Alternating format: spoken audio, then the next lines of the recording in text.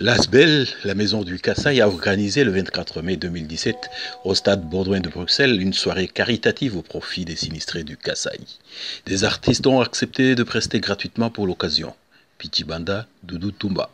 De leur côté, des mamans congolaises ont préparé des mets du pays et la recette contribuerait ainsi à la cagnotte. L'accueil et le protocole étaient également constitués de bénévoles.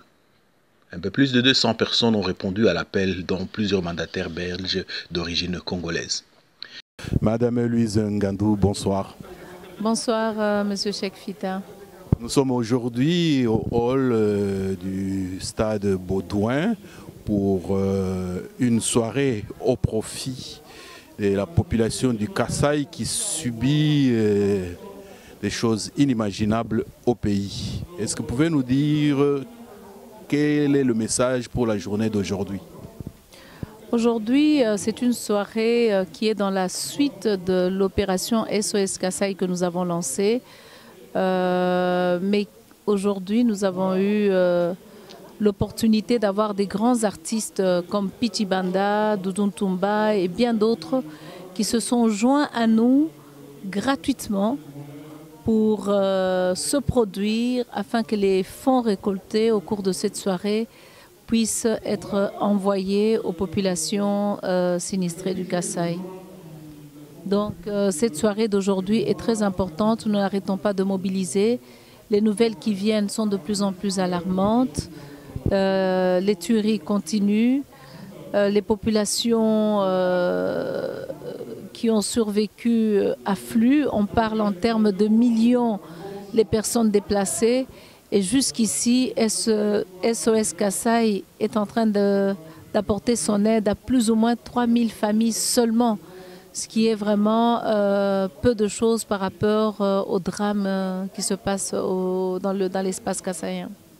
Oui, est-ce que vous avez donné quelques chiffres, vous pouvez donner un peu plus, davantage de chiffres, parce que pour les gens qui ne sont pas au courant de ce qui se passe, ils aimeraient savoir combien de villages, combien de gens, en termes de déplacement intérieur, en termes de personnes tuées, etc. Vous savez, pour les chiffres, même au niveau du Kassai, de la maison du Kassai, nous sommes assez prudents dans la mesure où les informations officielles parlent d'une quarantaine de fosses communes qui ont été découvertes, de plus d'1 million de personnes déplacées. Mais nous savons aussi qu'il y a une grande partie de la population qui s'est réfugiée dans les forêts.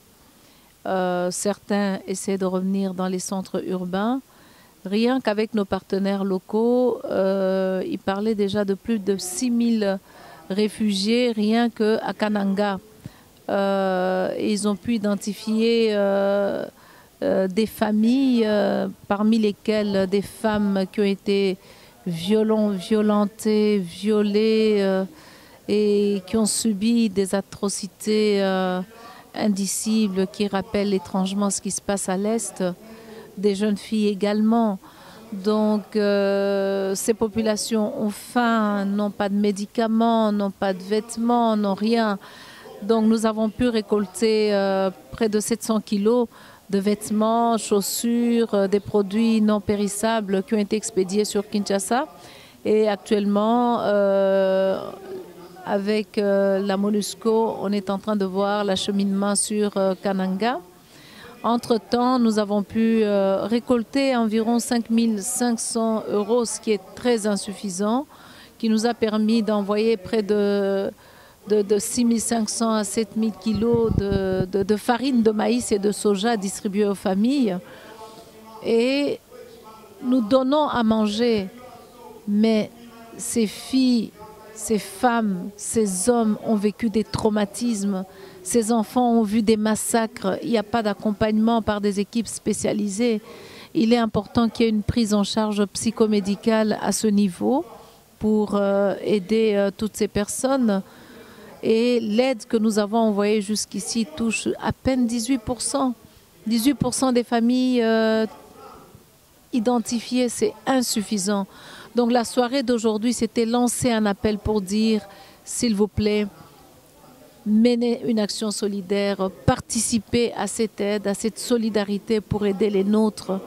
Nous n'avons pas pu atteindre le nombre qu'on souhaitait au départ, c'est-à-dire aider 3000 familles. Nous avons atteint à peine 550 familles, sachant qu'une famille, ça va de 3 personnes à une dizaine de personnes. Donc nous avons atteint quelques milliers de personnes, mais c'est insuffisant face à ce qui se passe au Kasaï. Donc la soirée d'aujourd'hui, c'est vraiment un appel à la solidarité. La soirée d'aujourd'hui, c'est une sensibilisation. La soirée d'aujourd'hui, c'est de montrer que MDK seul, en collaboration avec l'UKE, Congo Lobbying ou d'autres organisations, ce que nous avons fait jusqu'ici est largement insuffisant par rapport aux besoins sur le terrain. Merci bien, Madame Louise Ngandou. Et bon, il y en a qui sont dans la salle, ils vous ont écouté, ceux qui ne sont pas venus pour une raison ou une autre. Si vous devrez leur lancer encore une fois un message, que leur diriez-vous? Le message que je lancerai, c'est que, chers amis, chers compatriotes, chers amis du Congo qui nous écoutez, sachez simplement que ce qui se passe au Kasaï est tout aussi dramatique que ce qui se passe à l'Est. En ce moment dramatique, seule une action solidaire, seules des initiatives solidaires peuvent nous aider à donner un peu plus d'humanité aux populations qui en ont le plus besoin, mais raviver aussi notre propre humanité. Sans solidarité, cette vie ne vaudrait pas la peine d'être vécue. S'il vous plaît, 1 euro, 5 euros, 10 euros, c'est toujours quelque chose. Vous pouvez aller SOS Kasaï, le compte circule. Vous pouvez nous atteindre également via les réseaux sociaux. On a aussi une page Facebook où vous pouvez trouver toutes les coordonnées afin de faire un geste. Passez le message à vos amis en Belgique, en dehors de la Belgique. Faites quelque chose. Nous vous remercions, Madame Louise Ngandou. Merci beaucoup, Monsieur Cheikh Fita. Merci pour votre présence et pour votre soutien, parce que vous avez toujours été très présent lors des situations dramatiques qui touchent notre pays et vous relayez très bien l'information. Merci infiniment. Monsieur Bertin Mampaka, bonsoir. Bonsoir, Cheikh Fita. Vous n'êtes plus à présenter, tout le monde sait que vous êtes sénateur. Avant ça, vous avez eu plusieurs mandats électifs ici et en Belgique. On vous retrouve dans cette soirée SOS Kasaï. Qu'est-ce qui a motivé votre déplacement? D'abord, je suis, même si je suis de nationalité belge à l'heure actuelle, et assumant des fonctions politiques, j'ai des origines, mes origines sont congolaises à 100%. Au Congo, mes origines sont aussi kassaïennes. Et il se trouve que je suis né à Kinshasa, mais que j'ai fait toutes mes études primaires à l'école Saint-Dominique-Savio à Kananga, Mikalaï, 30 km. Et j'ai fait aussi l'enseignement supérieur scientifique maths physique au collège Saint-Louis de Kananga, le Lobour à Bandai. Donc je suis concerné directement. Et 90% des élus de la région du Kasaï occidental aujourd'hui, quand ce n'est pas des cousins éloignés ou des amis ou des collègues, ce sont des gens que j'ai fréquentés, soit sur le banc de l'école, soit dans la vie dans ma jeunesse, ou encore ici en Belgique quand ils étaient pour la plupart donc, étudiants. Donc ce qui m'amène ici, c'est la colère, c'est l'énervement. Il y a un moment où on se tait, il y a un moment où on doit dénoncer. Je crois que toutes les grandes personnalités connues dans le monde disent que qui ne dit rien, qui ne dit mot consent. Donc je suis venu pour dénoncer et chercher les coupables de ces crimes qui ont commencé à Beni, qui ont commencé à Butembo, qui continuent d'ailleurs dans certaines autres parties, régions du Congo, même à Kinshasa, où il y a des événements qui ont endeuillé beaucoup de nos concitoyens. D'ici, capitale d'Europe, où je suis, avec la fonction que Dieu m'a donnée, je ne voudrais pas qu'on m'accuse de complicité, parce que je n'ai pas dénoncé, je n'ai pas dit ce qu'était mon sentiment de révolte, même s'il y a une forme d'impuissance dans tout ça, mais il y a quand même une nécessité de dire que je ne partage pas et je condamne tous les morts, les massacres qu'il y a eu. Il y a quelqu'un qui tue, il y a quelqu'un qui a tué, il y a des gens qui égorgent, il y a des gens qui tuent femmes et enfants, des innocents, comme le dénonce le Dr Mukwege à l'est du Congo, et ça doit cesser. C'est le carnage. Qu'avons-nous fait pour mériter une telle histoire? Qui tire les ficelles de nos malheurs, des massacres au Kasaï, à Kinshasa, Équateur, Katanga, ficelle de nos malheurs? Est-ce une main blanche ou une main noire? Trop de sang a coulé dans ce pays. Voilà pourquoi même nos ancêtres nous ont abandonnés. Nous les avons rendus ivres du sang qui ne fait que crier justice. Ça, c'est ce que me disait toujours ma mère. Ma mère. Déjà dans son ventre, je commençais à souffrir de la faim. Elle ne mangeait pas dans moi non plus. Le jour de ma naissance, elle est allée chercher un bus. Un seul bus pour des centaines de personnes. Ah, les hommes ne sont plus galants. Hein.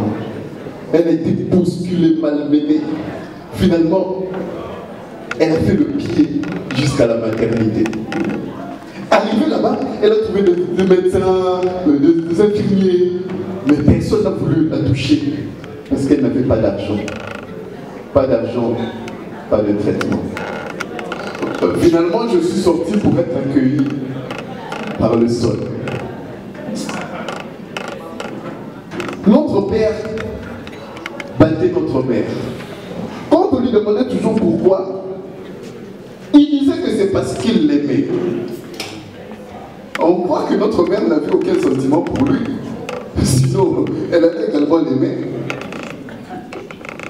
Mais une chose est sûre, hein, notre mère nous aimait beaucoup. Elle nous aimait tout le temps. Moindre fois pas, elle vous aime. Du coup, nous aussi, entre enfants, on commençait à s'aimer. Mais attention, hein, il y a quand même un ordre à respecter. Hein? Seuls les plus âgés peuvent aimer les moins âgés.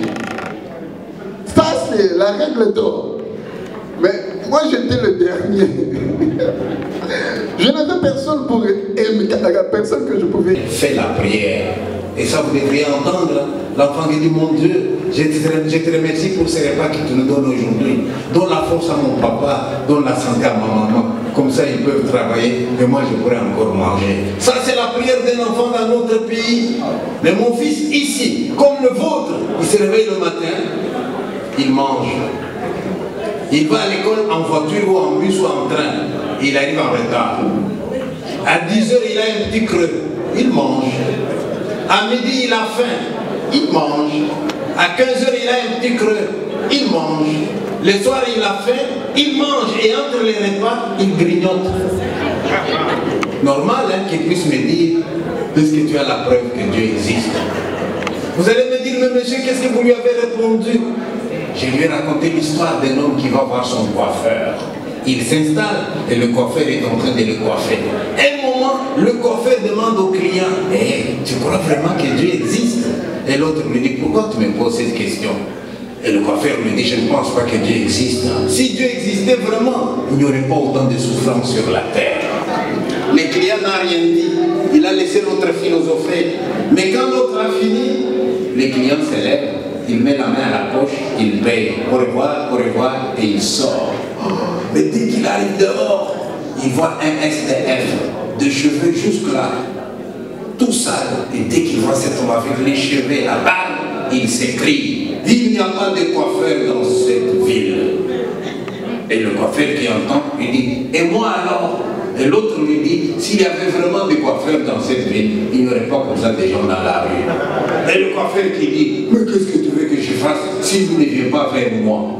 Et l'autre lui dit, c'est la même chose avec Dieu. Qu'est-ce que tu veux qu'il fasse si tu ne vas pas vers lui?